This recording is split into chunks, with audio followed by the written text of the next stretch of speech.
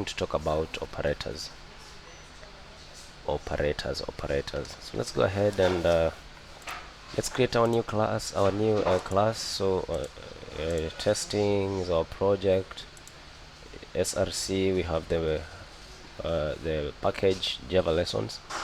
We right click on the package to create a new class. I've been repeating this step over and over because I don't want you to really be stranded. So we right click there, go to new, and we say class, new, and we say class. So let's just call it operator.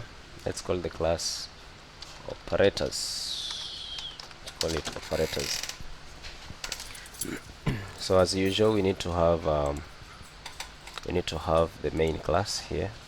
So we just say public static void main, and we need to say we have string square brackets, and we have our curly braces following them. So basically we are talking about operators. So first things first, it's important for us to realize and know that we have 4 types of operators. The first type is the arithmetic operators, the second type is the bitwise operators, the third type is relational operators, and the fourth is logical operators. So we'll begin with the arithmetic operators as our first type. So arithmetical or arithmetic operators. Now, for arithmetic operators, they're the same operators that we have been using in mathematics. We know about them. Let me just have a multi-line comment here. I don't think there is really a lot anything new here. We just need to remind ourselves of some few mathematical operators. So the first one, guys, that we're going to look at here is the addition, the one that is used for addition. We also call it unary or unary plus, depending on how it's used, and the symbol that we are using there is that symbol. Then we have subtraction. The symbol that we use is that one, just the same as we use in mathematics. We have multiplication or multiplication. The symbol in programming for multiplication is a star. We use a star. Then we have division. Division is the next, and for division we use a forward slash. Then we also have increment. The increment operator we use plus plus. We also have the decrement operator, which is minus minus. Okay, then we have subtraction. We can have addition assignment. We are going to look at the practical use of all these. So it's plus, equals. Then we have addition, subtraction assignment, which is minus, equal. Then we have multiplication assignment,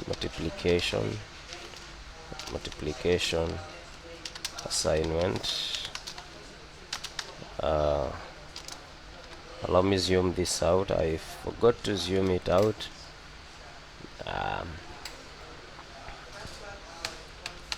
So allow me zoom it out.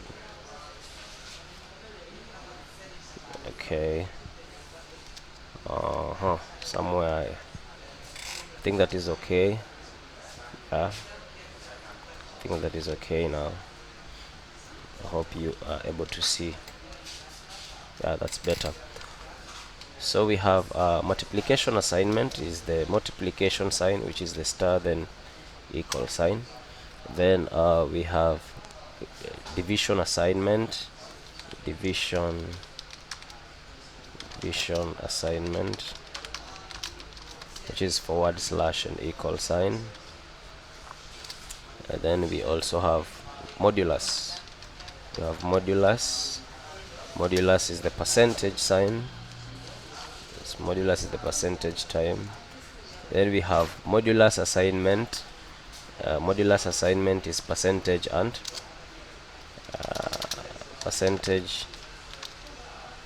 equal sign.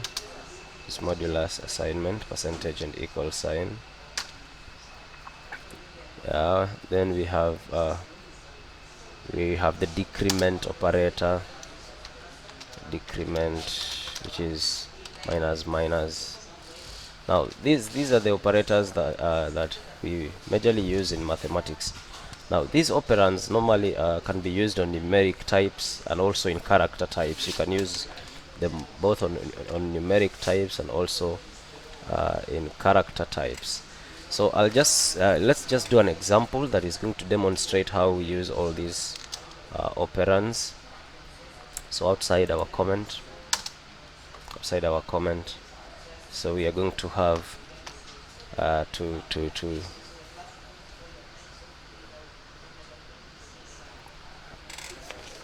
going to use our operators. So let's declare a variable a, assign it to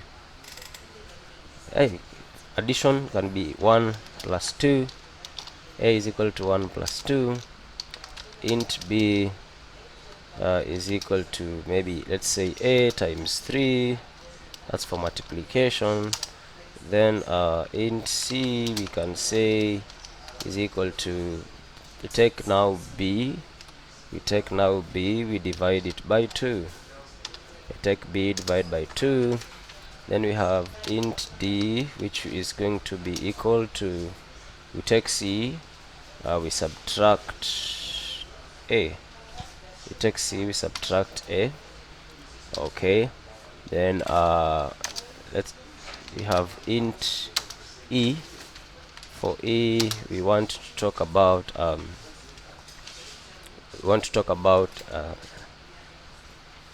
the decrement. Which one haven't we used so far?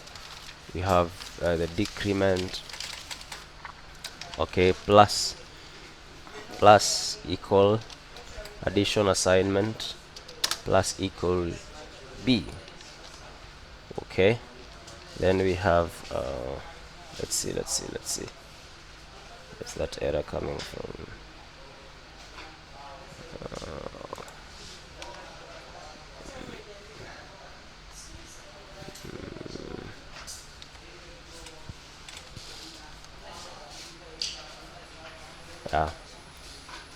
Equal plus b. So basically these are operators that we use. Okay, let's print a, b, c, d and e. So system dot out dot println, we are printing a. Second time I'm gonna copy this statement and paste it a number of times, like 4 times. That is 2, that is 3, that is 4, that is 5. So here we are printing b, here we are printing c,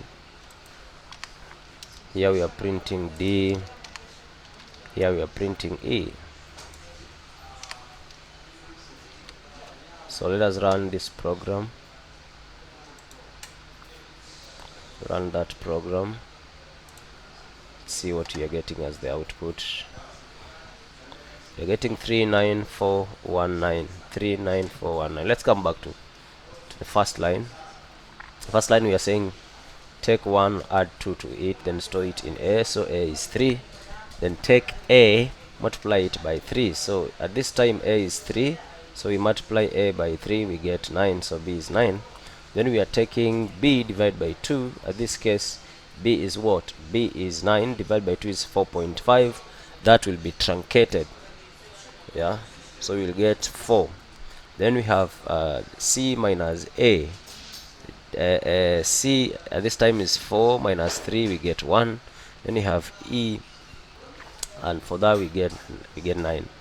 So that's how we use these operators. So I want to talk about the modulus operator because I did not actually show it here in this example.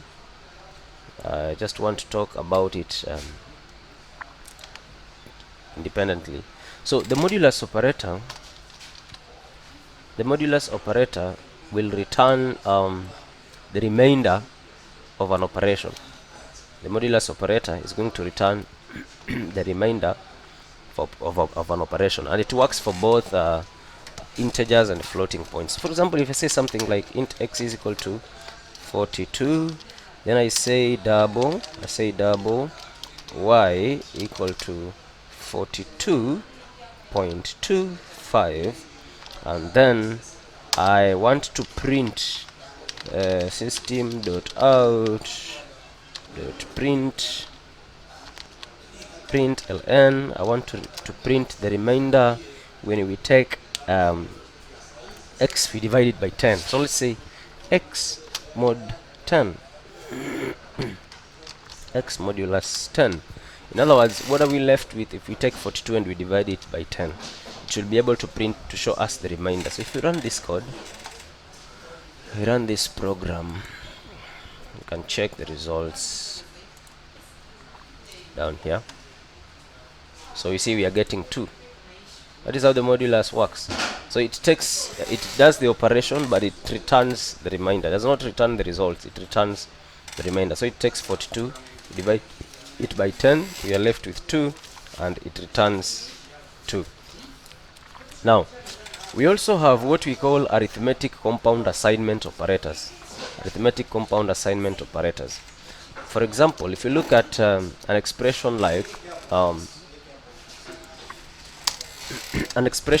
let's say int a is equal to a plus 4. Yeah, an expression like that. Or let's first initialize a. Let's declare a here. So int a, let's just give it a value, make things simple, is equal to 6. Then here let's say int a. No, you just need to say a because we've already declared. So a is equal to a plus 4. Now it simply means take the value of a, add 4 into it, then store it back to a. So that means here at that point a is 10. Now we can use a compound assignment operator to just do the same thing and say okay, let's print this first.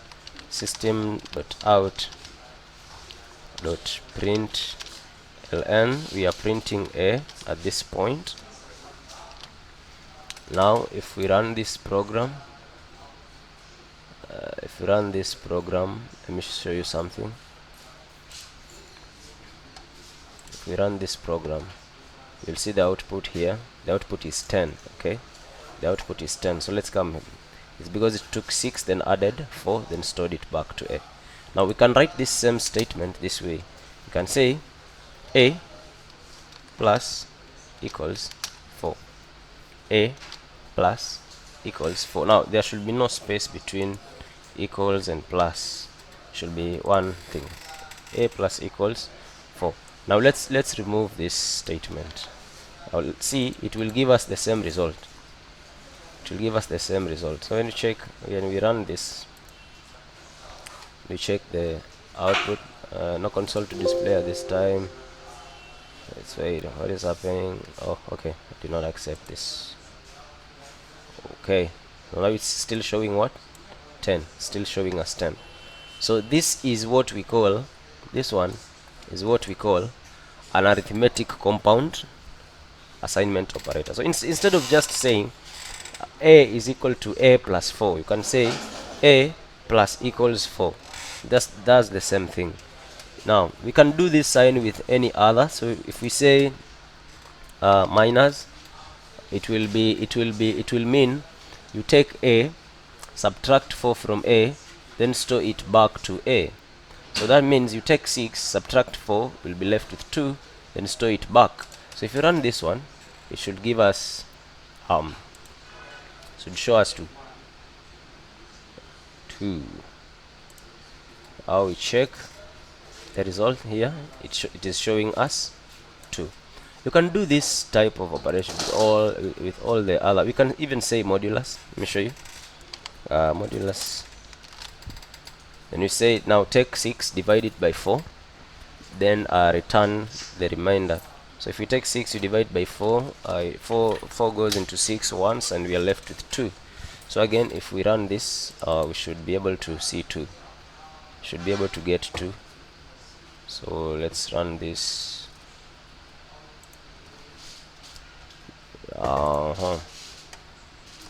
So we check the output, and you see the result is 2. So basically, these are what we call the arithmetic compound assignment operator.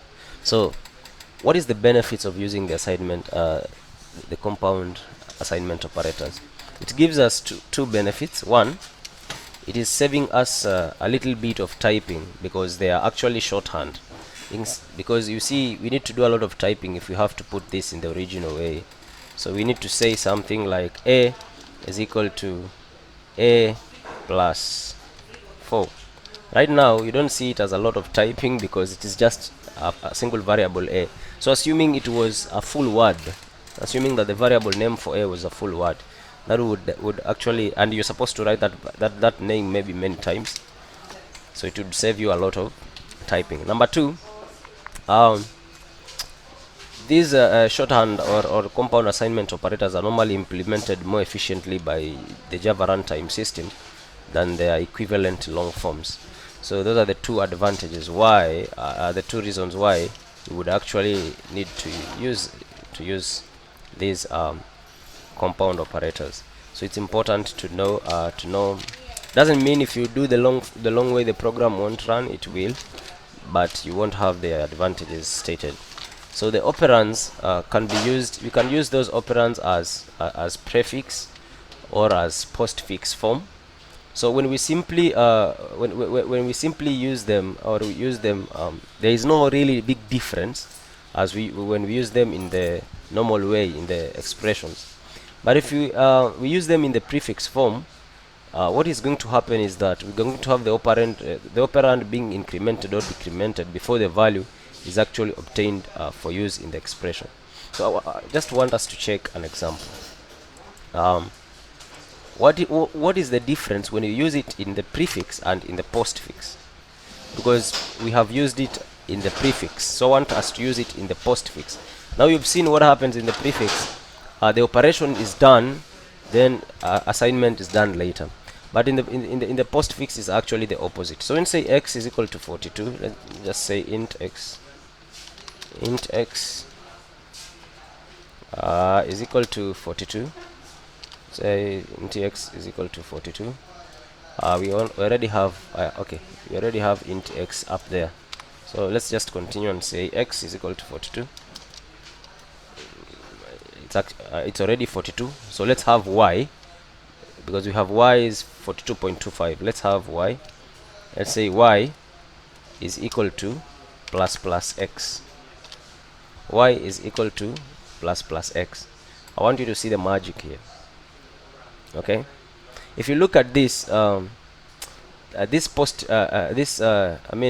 prefix example, what we were doing was postfix. This prefix example, what is going to happen is that the incrementation is going to occur before the assignment. The incrementation is going to occur before the assignment. In other words, the value of x right now is 42. So here, x will first be incremented by 1 to 43. Then later, it will be assigned to y. That's very important. An important thing that you need to understand. So this is like saying x is equal to okay, let's put it on a new line. It's like saying x is equal to x plus 1 first. That runs first. Then you are now store x in y. So then we say y is equal to, so this one statement, as you can see, this one statement here is a replacement of the two statements below it. So we add x, we add 1 to x first, then we store x into y. That's very important. So that is in a prefix. That is in a prefix form. In a prefix form. Now, in the postfix form, the previous value is going to be obtained for use in the expression, and then the operand will be modified. Okay. Here we've seen increment happens first before assignment. So let's now use the postfix, because that is prefix. Let's use the postfix. Now let's say y is equal to x plus plus. Okay, this is postfix. Y is equal to x plus plus. Now the two statements that replace that statement is y is equal to x first, then followed by x is equal to x plus 1. It's very important for you to understand what is happening, that when you use it as postfix, the assignment occurs first, then the operation happens later. So that means now what is going to happen here, if we print the value of y at this point, let me remove this and just show you something. See this. I want you to see this. If we print the value of y at that point, let's say system.out.println, we are printing the value of y at that point. If we are going to print that, let's run it.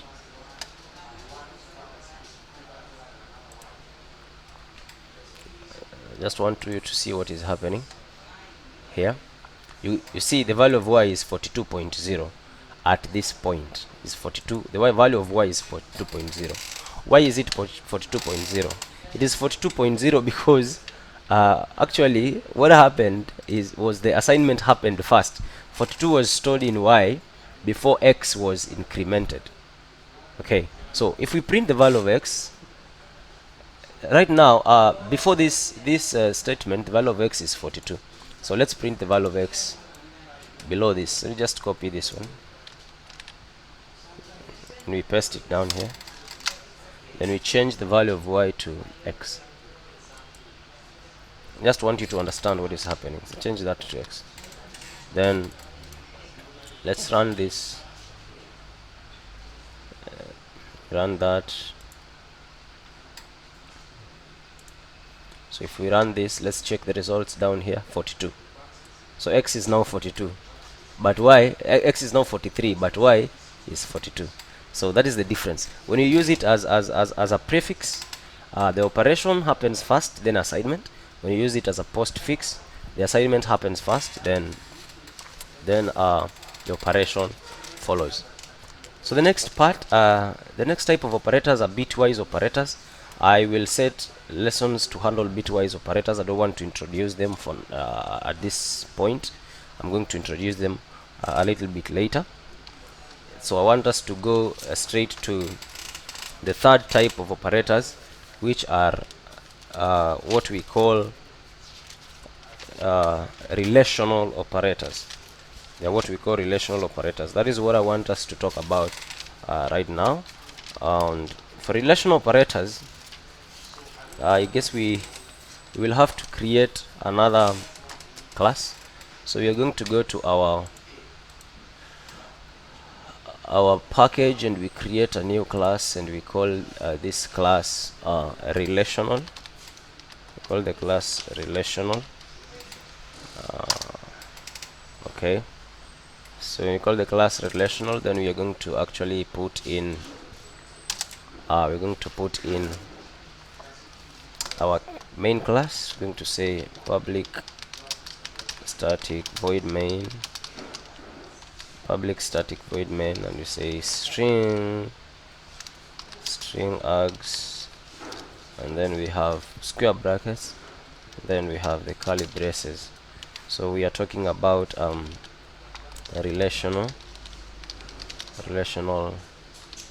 operators. We're talking about relational operators. So we have a number of relational operators, and the first one that I'm going to talk about is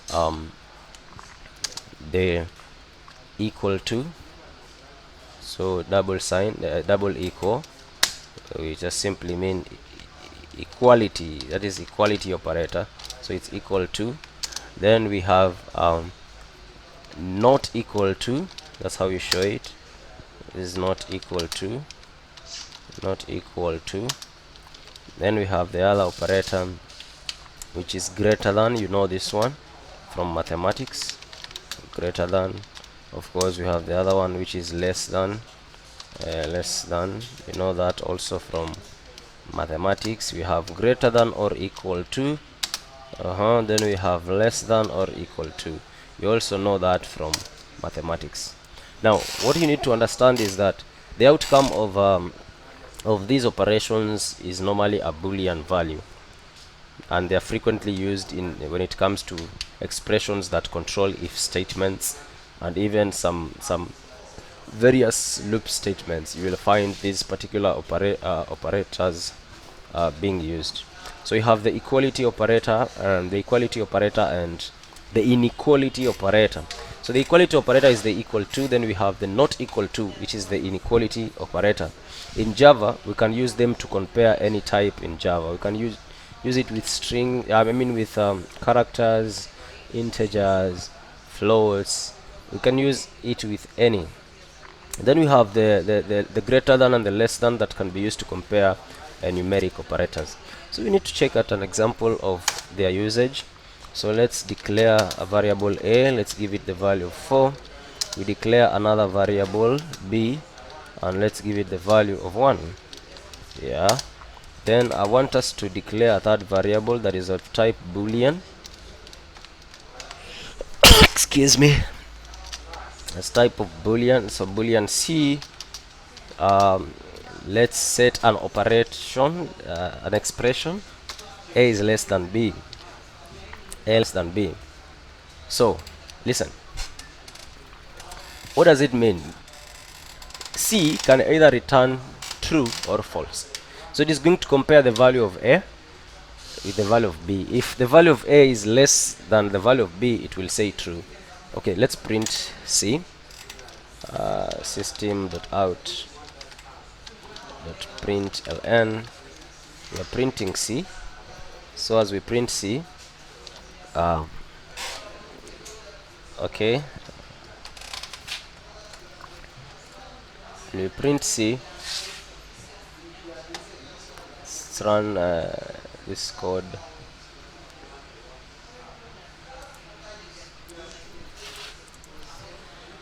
Let's check the outcome.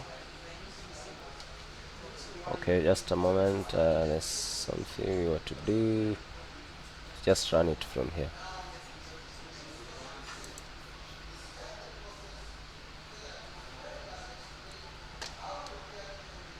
So you can see false. It says false. Why is it saying false?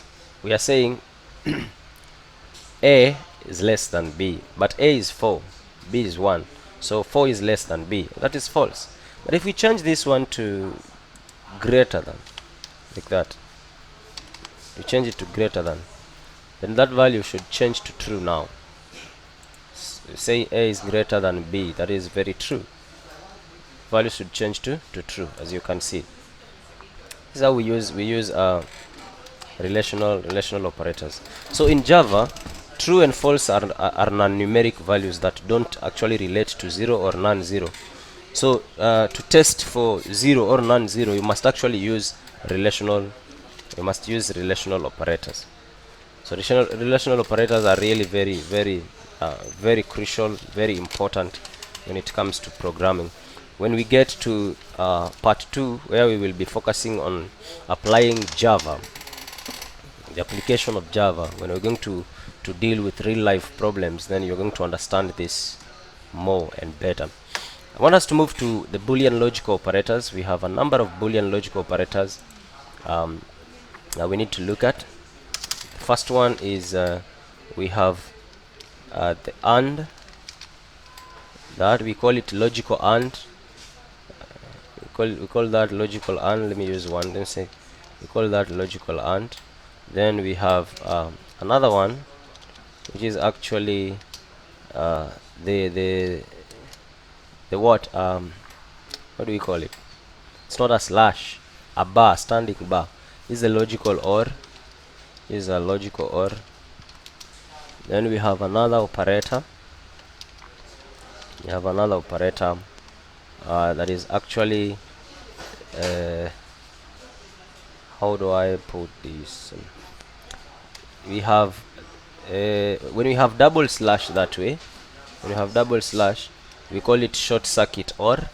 Then we have, when we have double and like that, that is a short circuit and short circuit. And then we have the exclamation mark. When you have the exclamation mark, we actually call it the logical unary not. The logical unary not. Then we have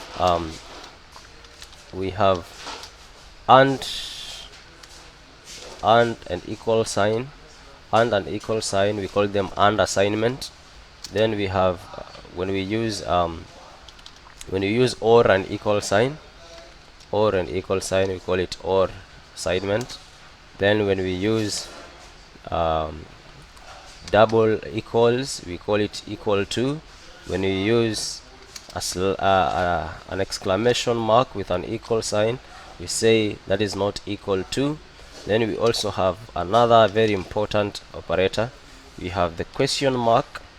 It has the question mark, then followed by a full colon, and we call that a ternary if then else statement. I'm going to talk about all this. Ternary if then statement is the name of that particular operator. So when we use the logical and, we use the logical or. When we use the logical and logical or are actually they operate on some boolean. They operate on boolean values, okay, just as they do on some bits or integers. Then we have the not, the logical unary not. Normally inverts the boolean state. For example, if you say not true, it means false. Then we have basically, and we have the short circuiting. So you can look at just an example of this. I'm just giving you an introduction to all this stuff. We're gonna dive deeper into Java. So boolean a is equal to true, we give it true. Then I guess we already have a somewhere up here. Let's see. Yeah, we declared a as an integer up here, so let's just remove that. Yeah, boolean a is equal to true. The other one is boolean b. Again, we are setting that to, let's set it to false. We also have b up here, so I'm just gonna erase it. Maybe we would want to use c also, so let me just erase these other ones. So b is false. Then we have boolean c that we give it a or b. You'll see why it is showing you an error. Not divide, let's just say or. Yeah, or b. Then let's have boolean d, which is equal to a and b, is equal to a and b. That is our d. Okay, now if you look at if we try to print a, of course a will be true and b will be false, but see, we have a or b. Now when we use the or operator, our one of the statements must be true for the results to be true. One of those statements must be true for the results to be true. If all of them are false, then the results will be false. But if one of them is true, the result will be true. If all of them are true, the result will also be true. That is for the OR operator. The same now for the AND operator. All the results must be true. It returns true if all the statements in there are executing to true. If any of them is executing to false, then it will automatically return to false. Then we have the short circuit logical operators. Now if you use the double this sign, and also you use this sign in place of just the single and the and also the or the single, it forms if you use these forms of these operators, Java is not going to bother to evaluate the right hand of the operand when the outcome of the expression can actually be determined by the left hand alone. So it has a use when we have the right hand depending on or when the right hand depends on the value on the left hand to function properly. Let's say, for example, just put an example and say we have the if statement, if, and we say denom, then not equal to 0, and we have and, then we say num divided by denom is greater than 10. Just want you to see something right now. Okay, see something right now. Okay, we have not declared these variables, that's why you see those errors. Now I just want you to understand what is happening here. Now you see, when we use the AND operator, this AND operator here, this one with the double signs, the difference with using the double AND signs with the single one is that when you use the double, for the AND, all the statements must be true for the results of that expression or the condition to be true. But the advantage of this is you are introducing a short circuit. Short circuit means it will check this condition. If this condition is true, then it will move ahead and check this condition. And if it will find this condition is true, it will return true. But if it checks this condition and finds out that this condition is false, it will not bother to check this condition. That's what we call short circuiting. If this condition is already false and all the conditions must be true for it to return to true, it won't check the other condition. It will just stop there. So we don't have any risk of runtime expansion when for example we have denom being 0, since the right hand won't be executed. The right hand is not going to be looked at as long as this one is not true. Okay, so we use these operators in cases that involve some Boolean logic, and even the single character version is just exclusive for bitwise operations. So most of the times we'll be using these versions of the operators, and unless we are dealing with some bitwise operations. So the rule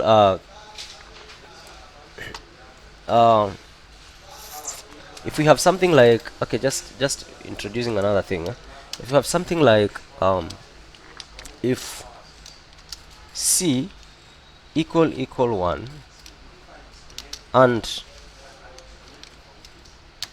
then we say E plus plus is actually less than 100. Just look at this. Okay, we have not initialized these variables well. I'm just illustrating a point. So let's look at this. When you use this single one here, it means you're going to check this one, whether this one is true. If this one is true, it will also check this second one. If this one is false, it will also check the second one. So regardless of the left side condition, if whether it's true or false, it will still check the second condition. Now that means we are wasting a lot of time there, something that we could have simply short-circuited and moved on to something else. Now I want us to handle the last operator, and the last operator that I want us to handle is the unary operator. Though we'll go back to the unary operator when we are dealing with conditional statements. In the meantime, let's just see how it works. Now the unary operator is normally used at times, not unary operator, it's called ternary operator. It is actually used to replace some if then else statements. And the general formula is normally this way. We have the expression expression 1, then we have the question mark followed by the expression 2, then colon, then followed by expression 3, followed by expression 3. That's what happens. So if we put this, it'll be something like let's just use an example. So we say int I comma k. We declare two integer variables, and then we say k is equal to I less than 0 question mark minus I okay, full colon I. Okay, just look at it that way. So we have j is less than 0. That's the condition. Let's check if j is less than 0. That's the condition. Okay, we don't have j. We don't have j. Let me just use I.